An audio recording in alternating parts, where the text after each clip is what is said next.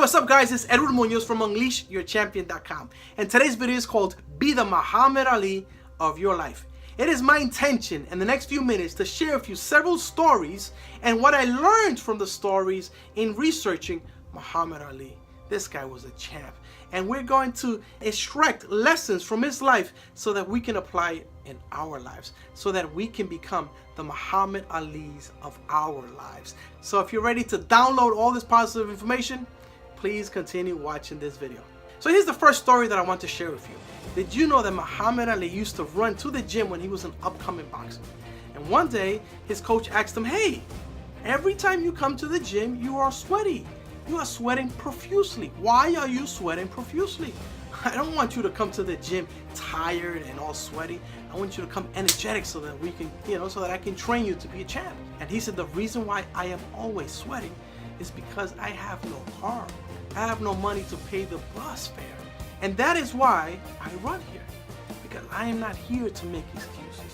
I am here to do whatever it takes." WIT. Are you applying the WIT formula? Whatever it takes? Yes.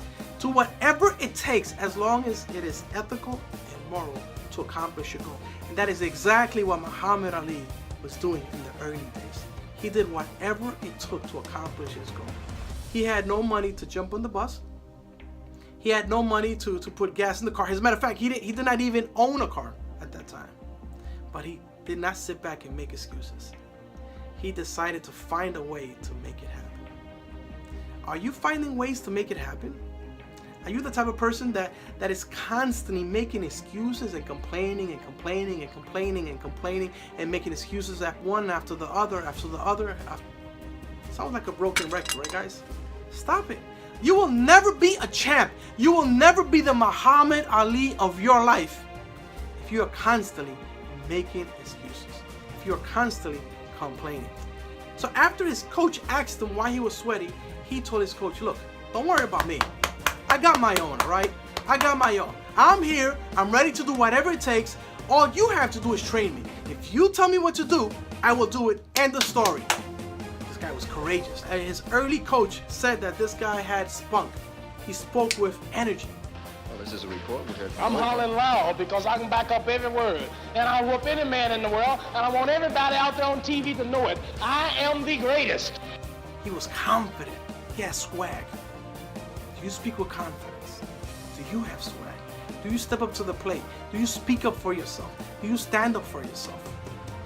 Because if you don't stand for something, then you will stand for nothing. So that one short story really inspired me, and I definitely wanted to share it with you. And hopefully you got the lesson within that message, and hopefully you will apply it today. Starting today, not tomorrow, today. Because if we want to be like the great, then we have to act like the great. If we want to be like those champs, then we have to do the things that they did. We have to think the way they thought. So now let me share with you another story on the power of commitment. Muhammad Ali was once asked, "Hey, how many sit-ups can you do?" He goes, "I don't know." He goes, "What do you mean you don't know?" He goes, "Yes, I do not know how many sit-ups I can do because I never count the sit-ups. I only start counting the sit-ups after I feel the pain and the burn, because that's when it counts." So, are you pushing forward even when you feel the pain, even when it's hurting, even when you have all this pressure against you, even when everything is going wrong? Do you continue pressing forward? Muhammad Ali would train for hours and hours and hours and hours, and even though he felt pain, he continued to press forward because he had a goal. He did not focus on the pain, he focused on the outcome. He was outcome driven, not pain driven. He wasn't focusing on his excuses and everything he had to go through to accomplish it. He was focused on his goal, and his goal was simple. He wanted to be one of the greatest boxers in history, and he accomplished it. And back then, he told everyone, "I'm going to be one of the greatest boxers that ever lived." People will be mentioning the name Muhammad Ali long after I am gone. And as you can see, at the time of this recording, Muhammad Ali does not exist, but his memories and examples of who he was being and the stories of everything he did to accomplish what he accomplished still survive till today. So let me share with you another story now. Back in 1964, Sonny Liston was the heavyweight champion in the world. He was the Mike Tyson of that era. This dude was bad to the bone. Muhammad Ali said, "I have to fight him. I'm going to beat him." But Sonny Liston did not want to fight him. So what did he do? Well, he showed up at his house. He showed up at the casinos. He showed up wherever he was at, and he would basically tell him, you are a coward. You're going to lose. You are too slow. You are too heavy. You don't have the skills to beat me. Imagine that.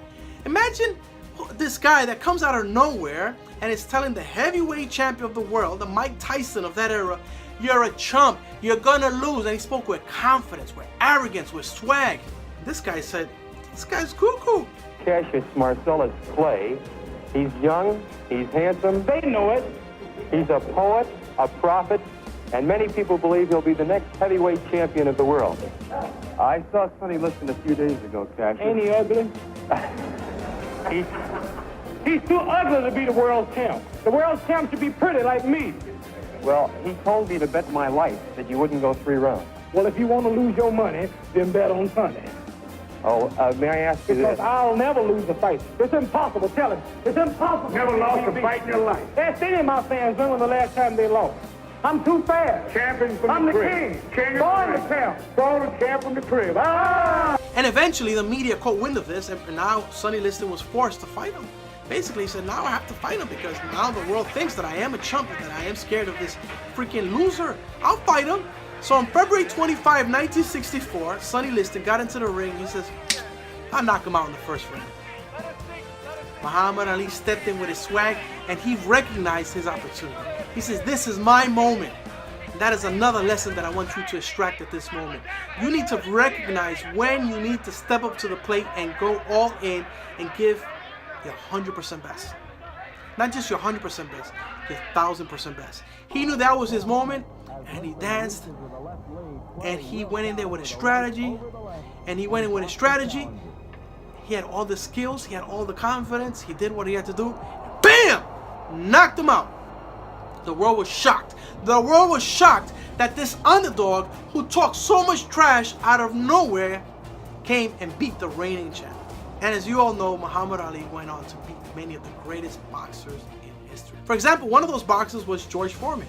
And George Foreman was a beast. Oh my God, this guy was rock solid. He was almost as strong as me, right? This guy was a beast, bro. If you saw him punching those bags, woo! Oh my God, I can just imagine taking one of the George Foreman's punches into my ribs. He would probably bust me and send me to the hospital. I'll probably be out, knocked out cold within the first 3 seconds. Of course, he was a professional boxer. I'm not a professional boxer. But the point of the story is that he went into the ring with one of the best boxers in that era. He came out of retirement to fight George Foreman. And one day the press was interviewing Muhammad Ali and they asked him, do you think that you can beat George Foreman? And his reply was, I'm going to fly like a butterfly and sting like a bee. George Foreman can't hit while he can't see. So Muhammad Ali was famous for taking phrases, and he was a poet and a rapper all in one. And he would use whatever he could to mentally destroy his opponents. He would basically do his best to plant the seed. What is the word here? I'm not going to edit this, so I'm thinking for the word. Yeah, he wanted to plant the seed of doubt in his brain. And that's what a good champion will do. Expert negotiators use tactics to plant doubt in the minds of their opponents. And that's exactly what Muhammad Ali did. Means will offset this, my man. Be at the theater early because this man, I'm gonna retire him. If you think I whoop Sonny Liston, you wait till I get George Foreman. He talks too much, he's ugly, he's pretending I'm the true champion, and they make me the underdog. I'm gonna show them all they're wrong because I'm the champion. I'm the real champion. There'll never be one like me. And all of you people in Britain who rank me as the greatest, I'm gonna prove I'm the greatest. I'm gonna prove to you I'm the greatest. We're gonna prove to the world I'm the greatest. This is my last fight. I don't want none of you to miss it. So please come to the theaters. I'm going to eat some raw meat and I'm going to train. I'm going to get ready and chop some more trees. Now Muhammad Ali did not go into the ring just on pure confidence. Of course, he had a huge skill set.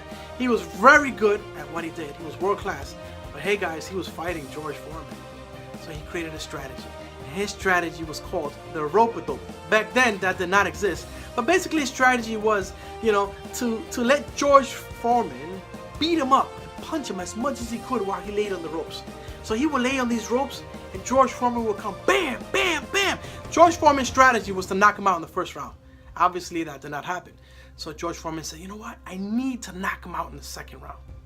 So in the second round, Muhammad Ali just laid on those ropes.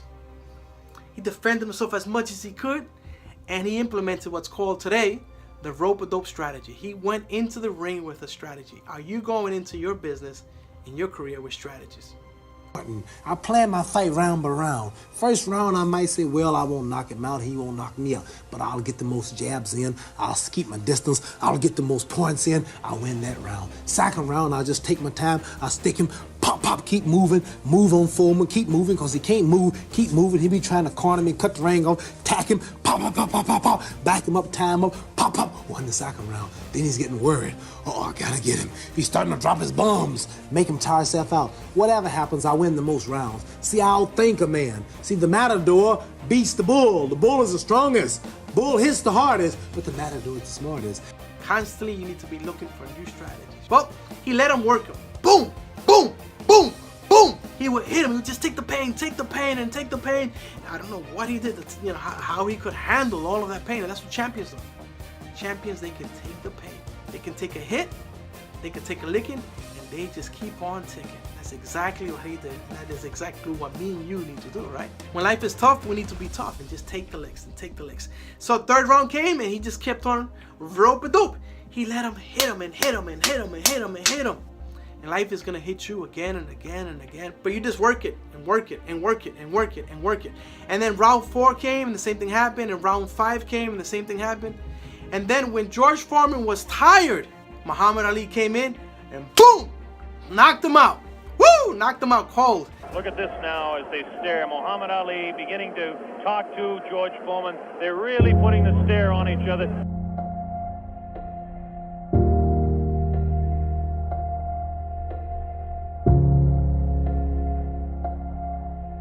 There's a good right uppercut thrown by Foreman. Around for him.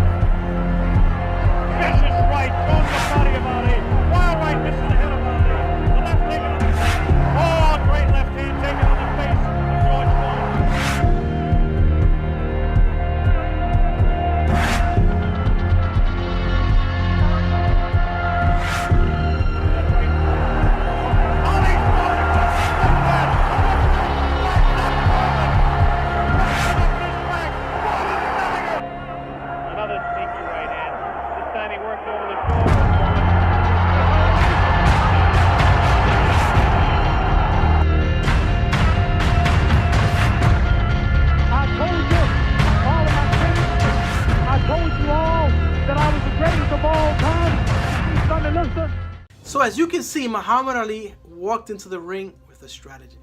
And as I said before, when you can combine confidence, swag with a powerful strategy, you can win almost every time. Not every time, but you increase the odds of winning. And that is exactly what he did. And that is exactly why they call him a champion. So now I'm going to leave you with a phrase. No, not a phrase. I would say it's a mantra. And he used to repeat this mantra because I think that he wanted to psych out his opponents. And at the same time, it inspired him to keep on operating at his best. It is the mantra that he was known for. I've wrestled with an alligator.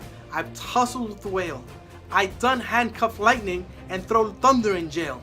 Only last week, I murdered a rock and injured a stone. Hospitalized a brick. I'm so mean, I make medicine sick.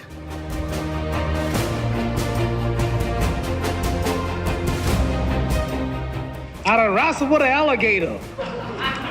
That's right. I have wrestled with an alligator. I done tussled with a whale. I done handcuffed lightning, throw thunder in jail. That's bad. Only last week, I murdered a rock, injured a stone, hospitalized a brick. I'm so mean, I make medicine sick. Man, dude. Yeah. Ain't no doubt. Fast. Last night, I cut the light off in my bedroom, hit the switch, was in the bed before the room was dark. Incredible. Fast. Incredible. And you, George Foreman, all of you chumps are gonna bow when I whoop him. All of you. I know you got him. I know you got him picked, but the man's in trouble. I'm gonna show you how great I am. Well, guys, I hope you've enjoyed this video. Please share it on all your social media channels. And if I could be of service, please do reach out to me. on any of my social media channels. My handle is Edward R. Munoz. You can find me on Instagram and Facebook. Again, Edward R. Munoz. Have an amazing rest of the day.